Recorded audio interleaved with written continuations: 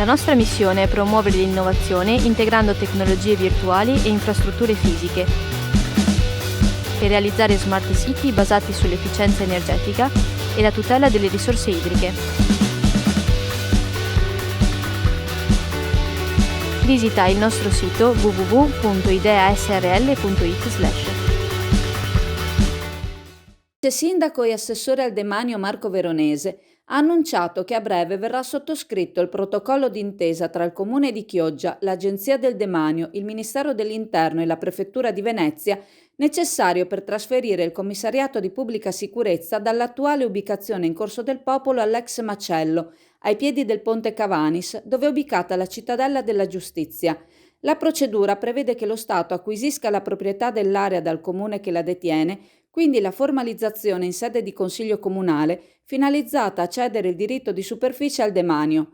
Quindi la struttura verrà adeguata alle esigenze delle forze di polizia che nel nuovo ambiente avranno più facilità di movimento verso tutte le direzioni. SD Auto.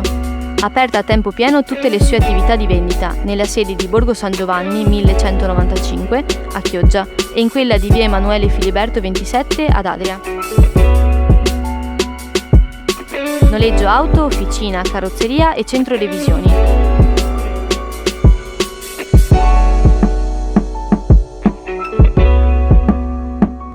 SD Auto vi aspetta. Prima somministrazione di anticorpi monoclonali ieri all'ospedale di Chioggia. L'innovativa terapia anti-Covid, approvata dal Comitato Tecnico Scientifico e dall'Agenzia Italiana per il Farmaco, è stata praticata a un paziente locale. Giunto al pronto soccorso, presentando i sintomi del virus, all'uomo è stato somministrato l'anticorpo monoclonale prima del ricovero in day hospital. Altri 3 sono i pazienti che li hanno ricevuti al Covid Hospital di Jesolo. Gli anticorpi monoclonali vengono sintetizzati per poi legarsi alla proteina spike del virus, agendo da buttafuori nell'impedirgli di penetrare nelle cellule. È una terapia destinata a pazienti che necessitano di un intervento tempestivo, come ha ricordato il direttore generale dell'ULSS 3 Serenissima Edgardo Contato. Si tratta soprattutto di diabetici, malati renali e persone obese. Intanto stamane il sindaco Ferro ha diffuso i nuovi dati relativi al contagio in città. I chioggiotti positivi sono ora 281, quelli ricoverati negli ospedali dell'ULSS con patologie virali sono 19, mentre montano a 3.854 coloro che si sono negativizzati dall'inizio dell'emergenza sanitaria, oltre un anno fa. Al momento nessun paziente infetto è ricoverato all'ospedale di Chioggia.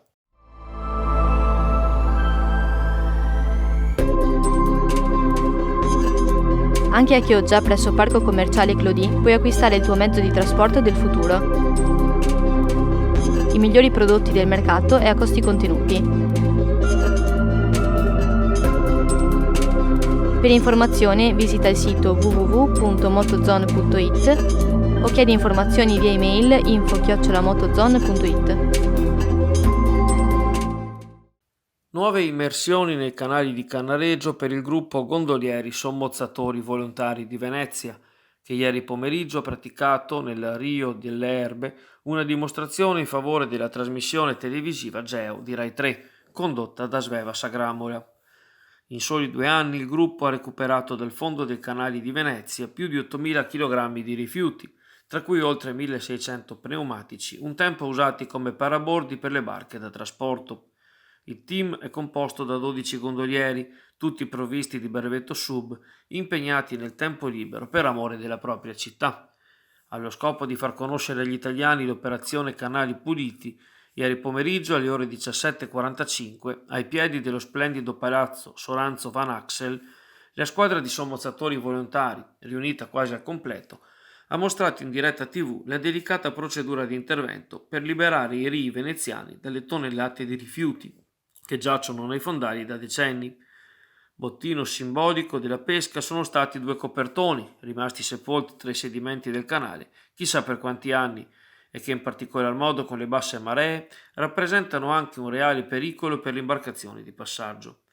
A scendere in acqua ieri è stato Marco Pagan, protetto da uno scafandro integrale che permette di restare immersi a lungo, comunicando via radio con i colleghi in superficie, mentre Stefano Vio e Alessandro Zuffi, direttore e vice direttore del gruppo gondolieri sommozzatori volontari, raccontavano ai telespettatori le procedure di recupero e le motivazioni di questi interventi nei canali che essi per primi navigano quotidianamente, trasportando i turisti a bordo delle gondole. Pesce cotto e birra crua non è un proverbio, ma il binomio che lega la tradizione del buon pesce di qualità alla birra artigianale. Fish & Beer, in Viale Venezia 8 a Sottomarina, ha rinnovato il suo negozio di specialità alimentari e ha riaperto all'insegna della qualità e del gourmet.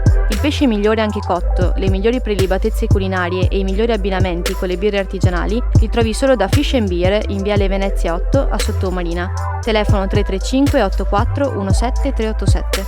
Erano calati in laguna sabato scorso da tutto il Veneto con l'intento di accodarsi ai movimenti negazionisti globali di protesta contro le misure di contenimento del contagio da coronavirus, ma la loro passeggiata antivirus per le calli di Venezia si è inevitabilmente conclusa con una multa. La sanzione è scattata per una trentina di persone grazie alla segnalazione di alcuni residenti di Dorsoduro che avevano notato il gruppo di negazionisti mangiare e bere senza mascherina e assembrandosi in zona Zattere. Ma il corteo era cominciato alcune ore prima, quando attorno alle 12 una cinquantina di Novax, pochi ma abbastanza per costituire un assembramento, scesi dalla stazione di Santa Lucia, si erano radunati ai piedi del Ponte degli Scalzi, pronti a rivendicare la facoltà di infettare ed infettarsi, appellandosi alla Costituzione e al diritto di potersi muovere liberamente e non indossare la mascherina. Gli improvvisati giuristi erano giunti a Venezia con un itinerario preciso, che si sarebbe dovuto concludere in campo Santa Margherita.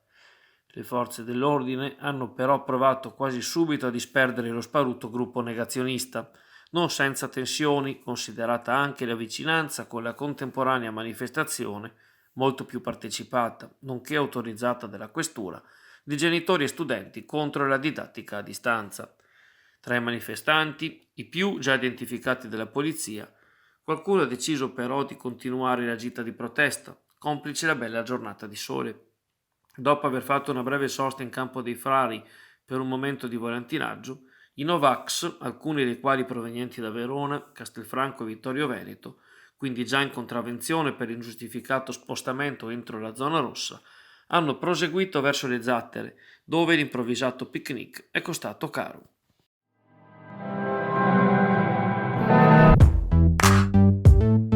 Voglia di caffè? Da Passione Caffè in Piazza Europa 10 a Sottomarina, con soli 18,50 € puoi portare a casa una mini caps in comodato gratuito a 50 capsule. E grazie alla promozione con Chioggia Azzurra potrai averne ulteriori 50 a scelta in regalo. Cosa aspetti? Chiamalo 041 89 42 009. Vola da Passione Caffè.